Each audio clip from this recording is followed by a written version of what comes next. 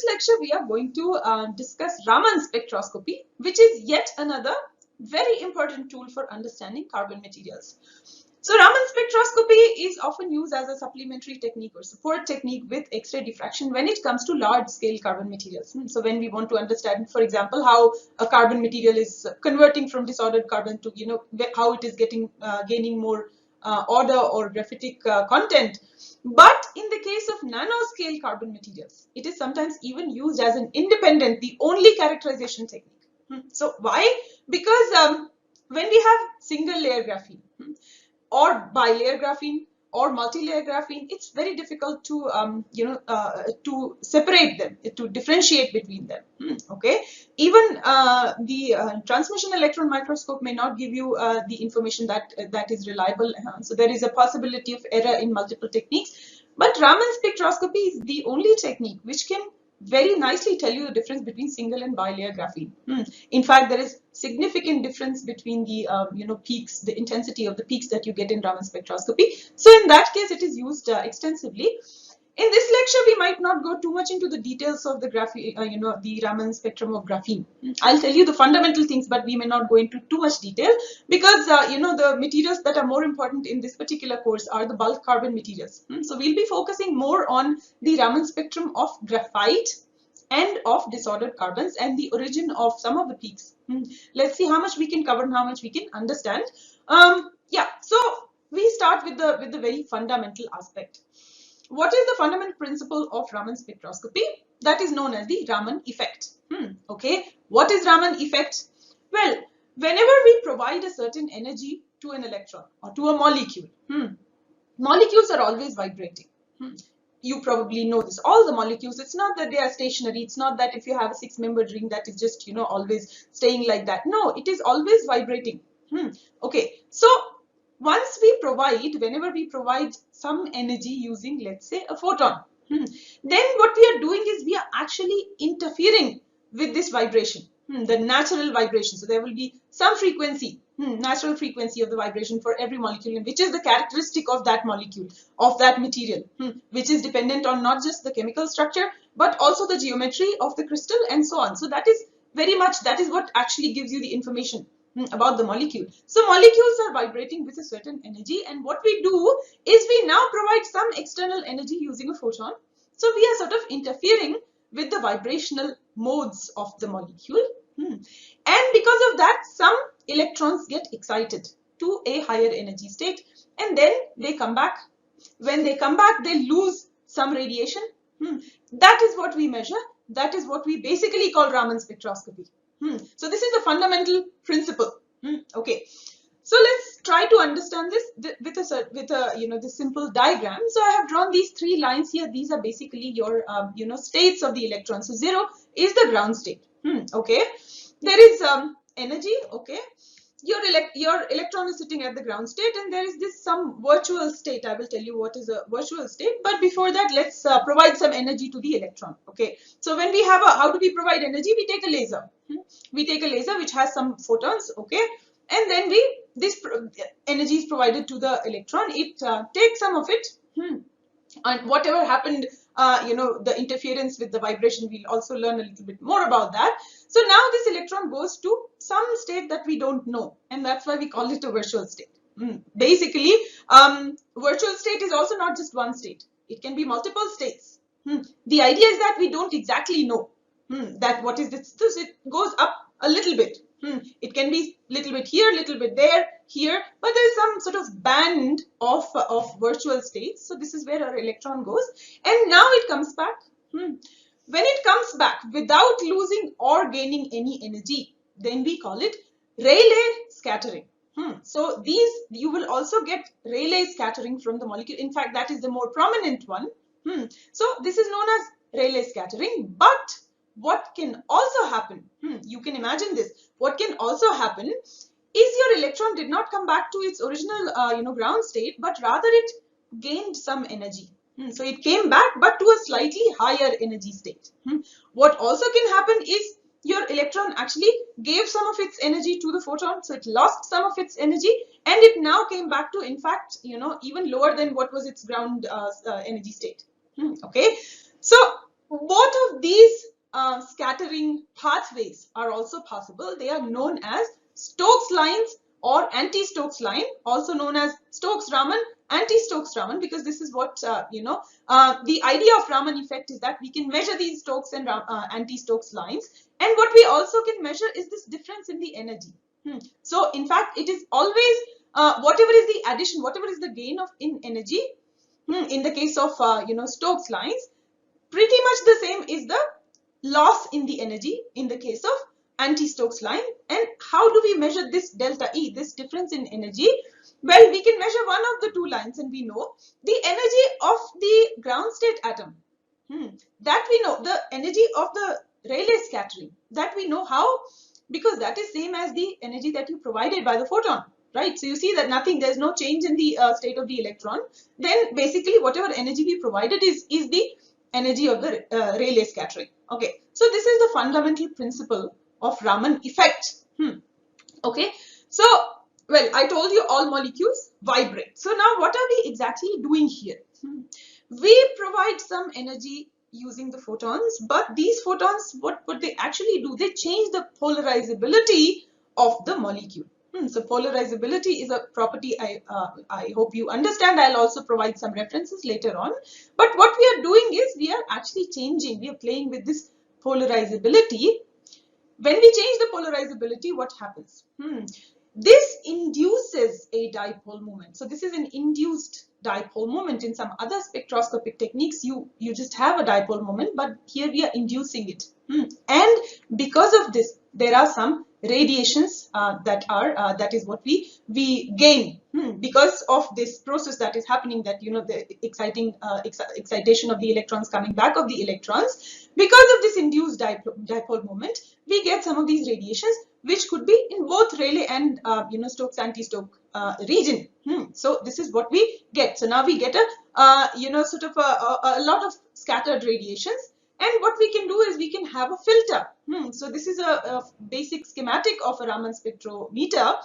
So you can have a filter where you can now get rid of the Rayleigh light, because Rayleigh light anyway, we know that this is the same energy as the excitation energy, so that we can filter out very easily. And then whatever we can plot Stokes and anti-Stokes. In some cases, some molecules will give you more Stokes line, some will give you more anti-Stokes line. That again will depend on the characteristic of the material, and then we detect it and we plot it, and that is how we get the Raman spectrum. Okay, you will also often hear that this is a form of inelastic scattering. Raman scattering itself is inelastic. So what do we call elastic and inelastic? If you think in terms of collisions, when two balls collide, if they do not lose any energy, then we call them elastic. And if they lose some energy, then we call it inelastic. So here there is no collision or anything, but the fact that in the case of Raman spectroscopy or Raman effect, you either lose or gain some energy. So this is known as the inelastic scattering. Okay, so now let us move on to the Raman spectrum of graphite. So we'll first talk about 3D graphite, as we always do, and because all of our materials are related to it. Okay, so all of you probably know that graphite single crystal has a D6H type symmetry. Okay, what you may not know is that it has different vibrational modes. So there are 6 vibrational modes. There are 2 E2G modes. So I will not go into the details of the explanation of these modes, but you can probably from chemistry courses, from chemical spectroscopy courses, you can definitely learn more about the symmetry in molecules. Okay, so what we have is 2 E2G modes, and this I have written with the bold letters because these are the modes that are Raman active. So basically, your molecule will have different types of vibrations, but not all of them will actually give you the Stokes and anti-Stokes type of scattering. So some of the modes are what is known as Raman active, and they are also sometimes called these are the modes that are allowed in Raman spectroscopy. So these are the 6. So 2 E2G modes, 2 B2G modes, and 1 E1U. And 1 A2U. So you can read it from here. So these are the vibrational modes. Okay. So now this is where we come to how our spectrum looks.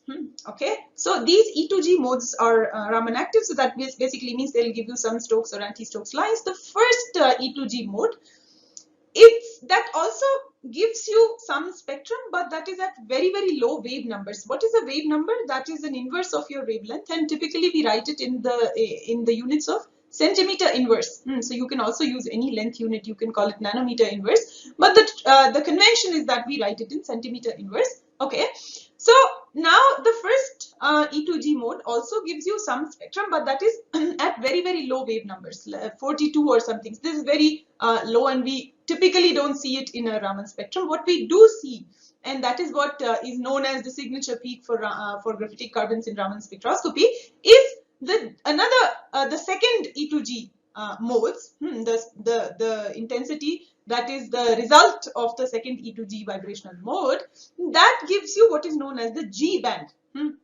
at approximately 1581 centimeter inverse. Okay.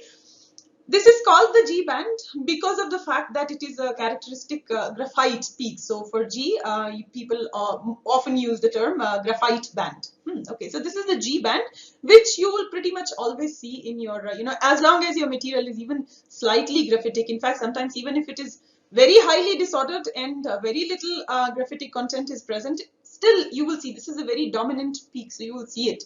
Okay, so how do you get this peak? So we were talking about the vibrations of the molecule. So this is how they want it. So this is one 6-membered ring, right? And you see these red arrows. They tell you this is how. This is sort of a translational motion. And this is how your molecule vibrates. What is very interesting about this peak is that even though it is called graphitic peak and it's a signature of graphite and so on, this is actually present in all sp2 carbons. It is actually a characteristic peak, which is this kind of vibrational mode is characteristic of sp2 type carbons, sp2 sites. When we say sp2 sites, that means there are some sp2 hybridized carbon atoms connected to each other. So basically any sp2 site, even in the polymer, will give you this kind of vibrational mode. So you do call it graphitic, but it's not necessarily just because you see this this band, that doesn't mean you have graphite in your material. Okay, so turbostratic carbons definitely will give you some graphitic, some G band, but even polymers, even anything that contains these chain-like structures which have sp2 sites, sp2 hybridized atoms, will actually give you this G band. Okay, now there is another band which is rather found in graphite and graphene. Like this is more in the purer the materials that are closer to graphite. You will also see them in disordered carbon, but not in highly disordered carbon. You will not see this peak. So this is at around 2720 centimeter inverse. This is what is sometimes called as the higher order peak of the higher order D band. I will tell you what is it. This is a peak which is very interesting. We call it G prime. We also sometimes call it 2D overtone, and we call it overtone basically means second order in the context of Raman spectroscopy. So this is also sometimes known as a second order because of the fact that it is a 2-photon process, unlike the other processes. So this is a 2-photon process, and this is also something that you observe in your graphite Raman spectrum. Okay, yeah, so this is how it kind of looks like. This is a hand-drawn spectrum, so don't expect accuracy here.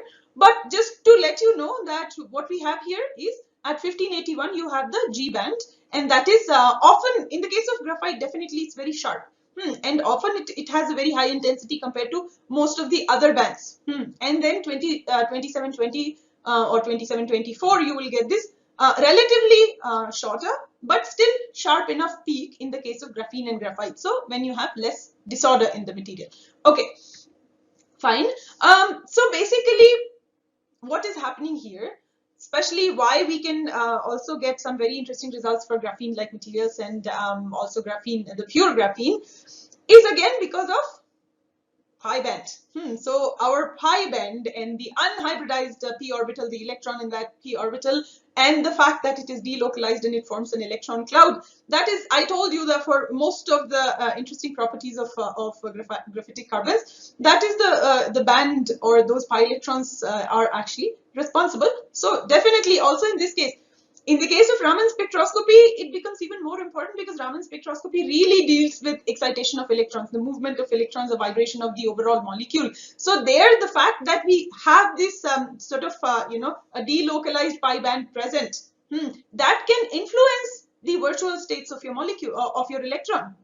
In fact, in some cases, when we are talking about this G prime band, the electron does not even go into a virtual state. It remains in the real states, but so whatever energy the electron gains, rather than going very high up in the virtual state, what it does is it gets lost in the cloud. It goes to the real state of, let's say, a neighboring neighboring atom, or it sort of within the pi band, it stays there, and then it comes back. So it actually is staying in the real state, not going into the virtual state at all. And that is why we call it a G prime band, and that is also when people want to differentiate between G prime and 2D overtone. Then the primary difference is that if you call it a second order process, but you still are thinking that the atom or the electron is going into the virtual state, but that is not the case. It is not going into the virtual state, it just goes into another real state and comes back, and that is why it's more accurate to call it G prime. There are minor differences between these two bands, G prime and 2D. But these are the things that are still being investigated. Okay. So yeah, here is what happens. The electron gets excited but stays in the pi band. So this is something specifically I'm talking about G prime band, not all other peaks. This is particularly about this 2-photon process. And now what we get from here, so when this the electron which went into some other real states, but it did come back, and when it came back, then we had some Stokes or anti-Stokes lines, and that is what we could measure, and that is the reason we get this second peak. Okay, now this is something I already told you, that G band does not really mean that you have graphite in your material, and you'll see it from all the sp2 type sites, sp2 type of carbon materials. Another interesting thing about the Raman spectrum of all sp2 type materials is that even if your material has a reasonably high degree of disorder, or let's say you're trying to do Raman spectroscopy of some diamond-like carbon film. So in the case of diamond-like carbon, we have both diamond and graphite type of sites.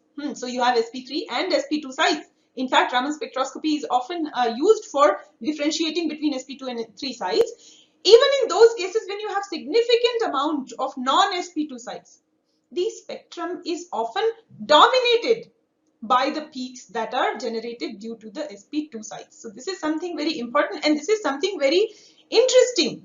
That is why a lot of studies are going on to understand that sometimes even when we have very little disorder, so we should not see any peak for disorder.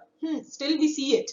Similarly, at the same time, when we have very little graphitic content in the material, which is a highly disordered material, still we do see a peak for G band, where the intensity does not linearly decrease. So these are actually very interesting things about the Raman spectroscopy or Raman behavior of graphite.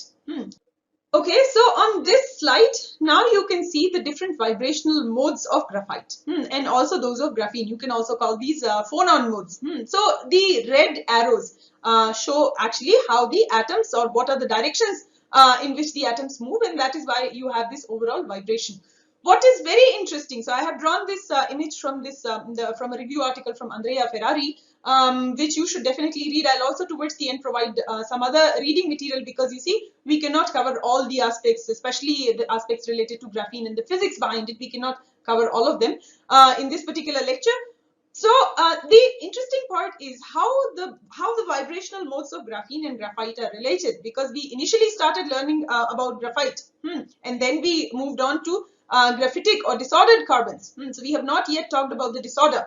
So we moved on from graphite to disordered carbons to carbon nanomaterials, and that is because all the vibrational modes of these graphene layers, they are connected, because you see on the left hand side how the graphene vibrational modes give rise to a large scale vibration in your ABABA crystal. And probably from these images you can also understand there are certain modes that are only in plane, so that are only related to your basal planes, while there are some other planes which have also two layers connected, so A and B layers connected. That somehow there is an influence. Okay, so which ones will you observe in non-graphitizing carbons or turbostratic carbons, and which one you should observe only when you have perfect graphite present?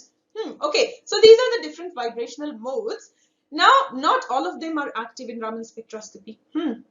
Okay, so some of them are also active in IR spectroscopy, infrared spectroscopy. So what is, by the way, what happens in infrared? So we've not discussed that. Sometimes you will perform infrared spectroscopy to understand the functional groups, surface functional groups on, let's say, activated carbons.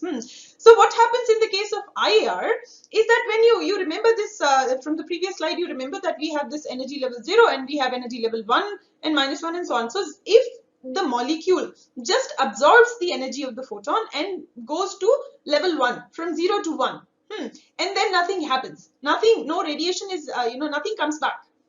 Why? Because the molecule has actually absorbed the radiation, it has just gained that energy. So that is what happens in the case of IR spectroscopy, and that is why also it is sometimes called IR absorption.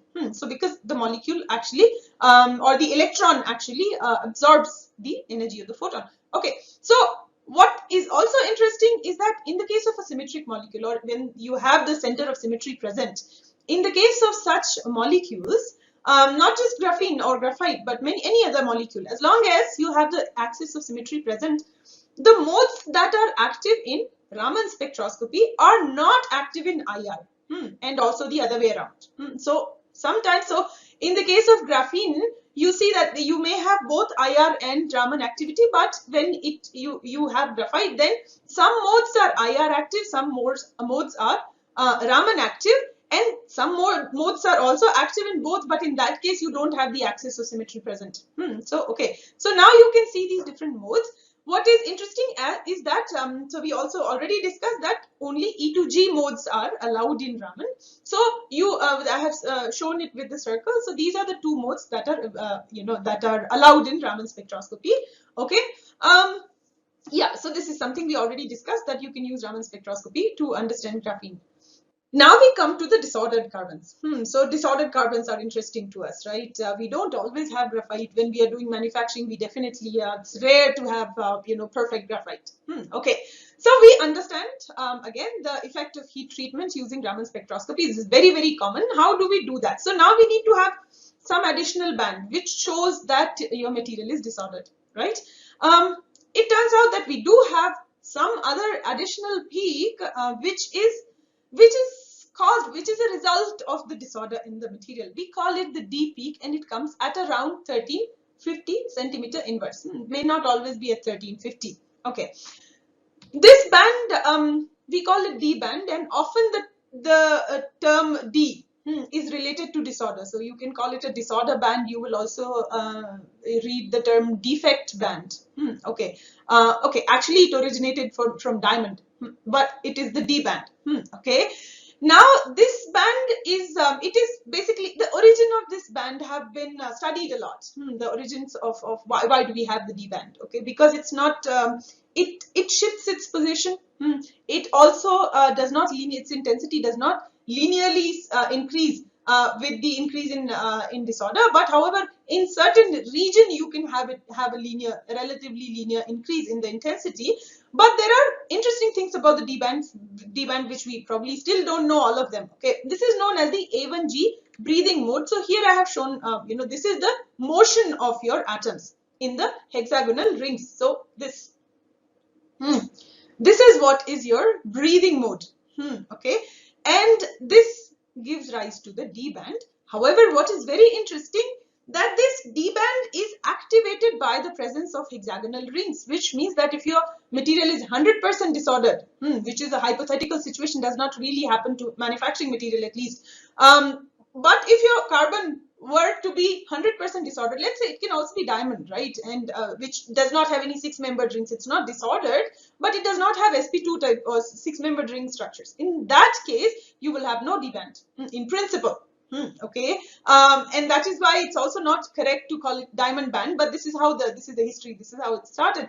The point is that this mode is due to the presence of non-sp2 sites, but it is activated by the presence of sp2 sites, and that is the reason also it does not necessarily linearly increase all the time, because there are two factors that are influencing it. One is the presence of disorder, and two is also the presence of graphitic regions, or sp2 regions. Okay, This mode is known as dispersive, or it is dispersive. What does it mean to have a dispersive mode in Raman spectroscopy? If you change the wavelength of the excitation, laser, then in that case the position of the D band changes. That is what we call dispersive band. Okay.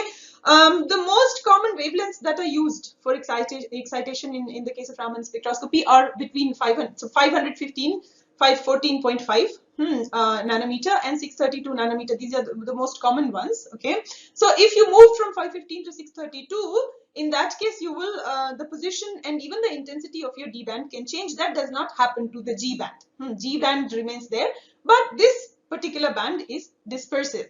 Okay, but there are exceptions. This does not happen so much in the case of UV excitation. So the entire process slightly differs when you have UV excitation. So often you don't use UV, but if you want to understand your material, or you want to also understand Raman spectroscopy itself, then you might want to use the UV excitation. Probably you can even go to higher energy excitation, see what happens. Okay, so yeah, a typical spectrum of a disordered carbon would look something like this. Okay, 1350 and 1580, 1581. That is what you will have. These two, basically, these two prominent peaks you will have in your material. So D band and G band, they are often merged. So this spectrum could be of a glass-like carbon. This could be also of an activated carbon or porous carbon, or any some type of even diamond-like films can give you, diamond-like carbon films can also give you this kind of spectrum. So the two peaks are quite merged together and it's difficult to separate them, but this is what you see as the signature peak. Okay. All right. So yeah, there is also the second order. So I have shown this in the first order and second order peaks, and that's why I separated them. So the second order will have your G prime or the 2D overtone peak at around 2700. So this is the overall spectrum. Okay.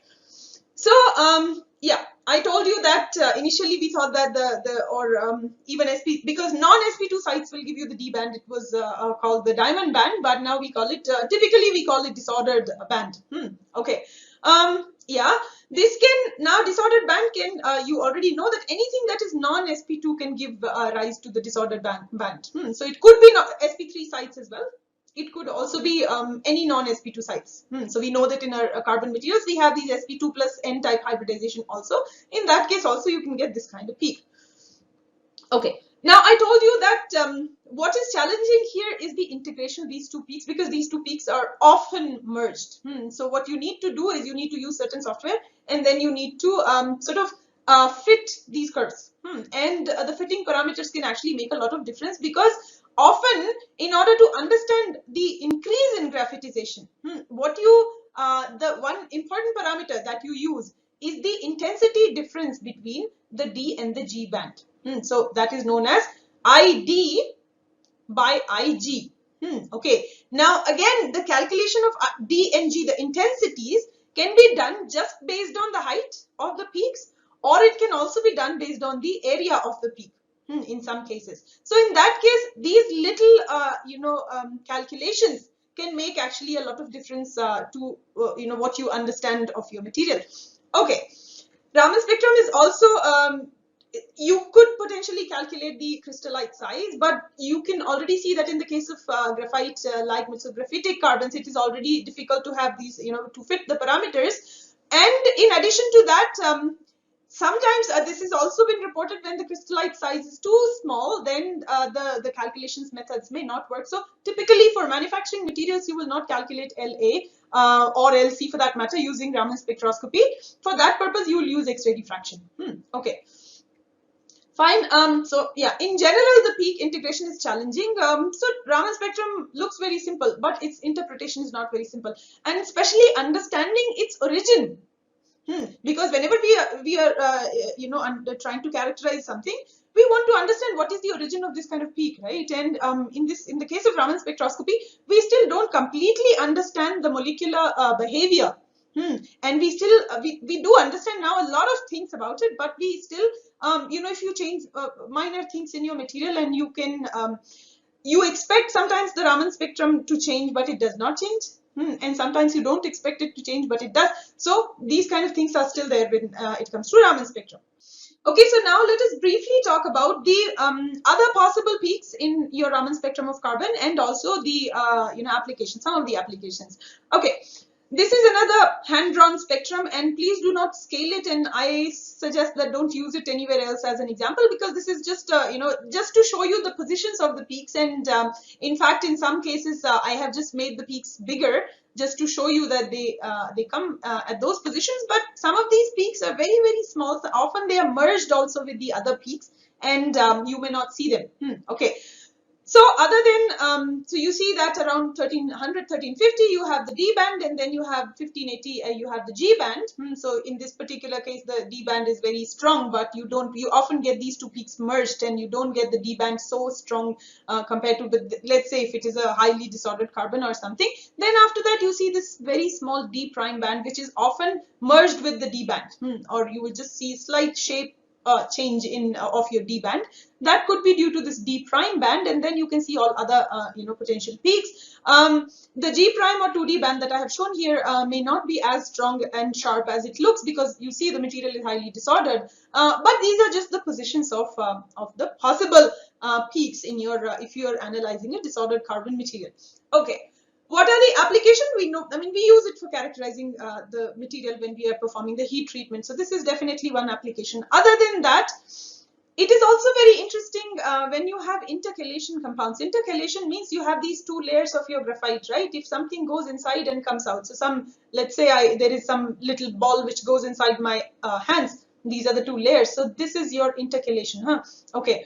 So intercalation compounds basically cause some deformation or some curls, and sometimes also defects in your material. So defects can be very nicely understood by Raman spectroscopy, but of course in that case your starting material should not have the defect. So you cannot understand intercalation materials, or you can, but it will be very difficult to understand intercalation behavior in the case of disordered carbons, because you already have a lot of defects because of the disordered carbons.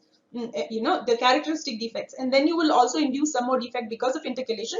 So either you need to completely understand or your defects that are induced should be completely different from the already present defects. In that case, maybe you can understand. Otherwise it's difficult, but in the case of pure graphite, definitely you can understand the intercalation compounds very well using Raman spectroscopy.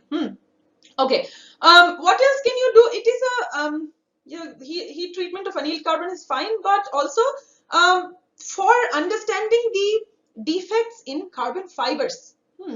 So it's difficult to understand surface defects or differentiate between surface defects and the defects that are under the surface in the core of the carbon fibers using X-ray diffraction or other techniques. But Raman spectroscopy only, it is only, let's say, 1 micrometer of your top surface, sometimes even less than 1 micrometer is what is analyzed using Raman spectroscopy. So that is also something you need to remember. So in that case, whatever are the surface defects, you can differentiate between surface and core defects of carbon fiber. So this is also that is why industrially it is used for this purpose as well. Okay. Yes. So one interesting thing is that I have told you before that this Raman spectroscopy is very simple, and we also can perform the experiments very easily. Also, you don't need to worry about the substrate very much. You can take a material inside a polythene bag, and then you can just take the Raman spectrum at various places. Also, the setup is not, compared to many other techniques, not terribly expensive. You just need a laser source. In fact, if you think about the original work that was done by Raman, he just used sunlight as his source of photons. So this is a simple technique in principle. Also, the spectra look very simple, but what is more complicated is the interpretation, and if you understand the origin of each peak.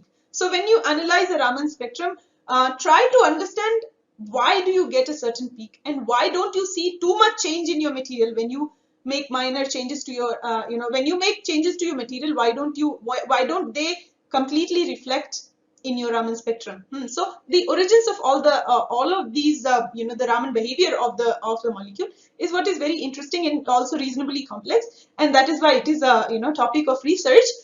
You definitely should read at least some of these papers, the first one is a book, but the rest of them are publications. The last one I have mentioned here is the original paper on Raman effect by C.V. Raman and Krishnan.